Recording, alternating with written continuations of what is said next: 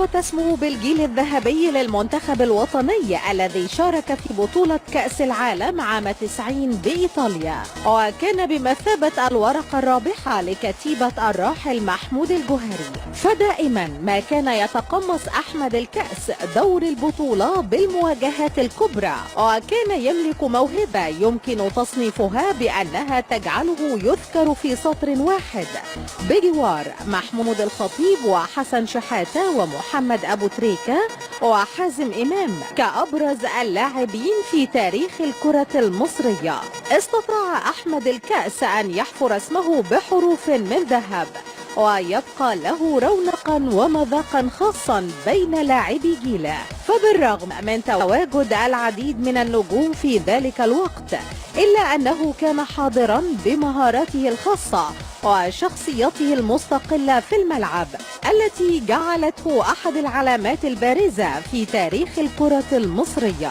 يعتبر الكأس امتدادا لفصيل من اللاعبين قليل العدد الذين يمتلكون الخبرة والثقافة التي تجعلهم دائما موفقون في أي مكان يذهبون إليه، وخالدون في ذاكرة الجماهير التي تشجعهم، وتحمل أي بطولة يشاركون في إحرازها بصمات شخصية لهم لا يمكن نسيانها.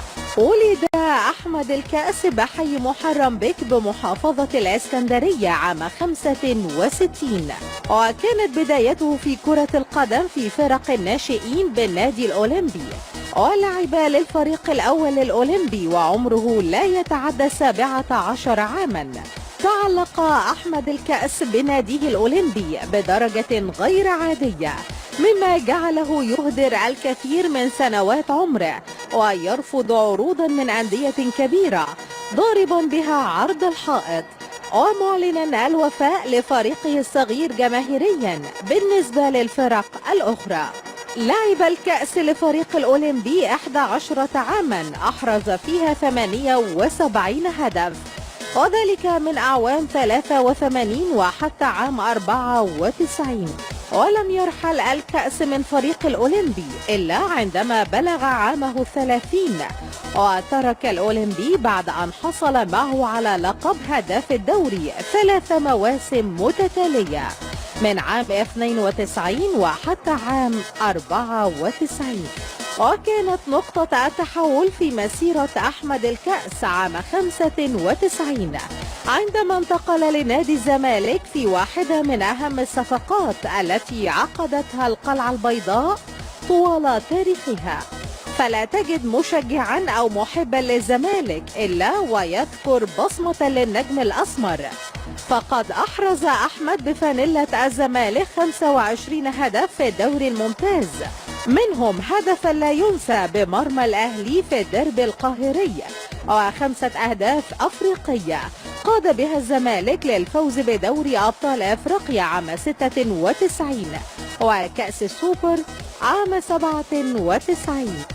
ويعد أحمد الكأس أيضا أحد النجوم القلائل الذين تخطوا حاجز 100 هدف في مسابقة الدوري الممتاز، حيث سجل 108 أهداف، وكان الهدف التاريخي رقم 100 له في مباراة الزمالك مع غزل الألومنيوم، وكان الهدف التاريخي رقم 100 له في مباراة الزمالك مع غزل الألومنيوم باستاد القاهرة.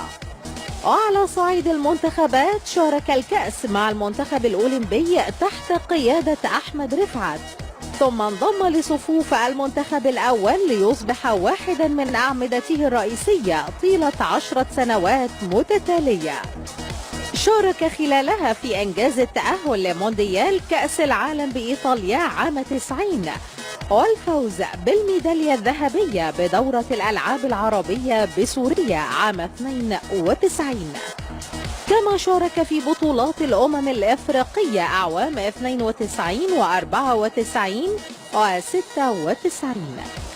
وقد مثلت الجوهرة السمراء أحمد الكأس المنتخب الوطني في 67 مناسبة أحرز فيها 25 هدفا دوليا، ورفع كأس العرب عام 92 بعد التغلب على السعودية بالنهائي.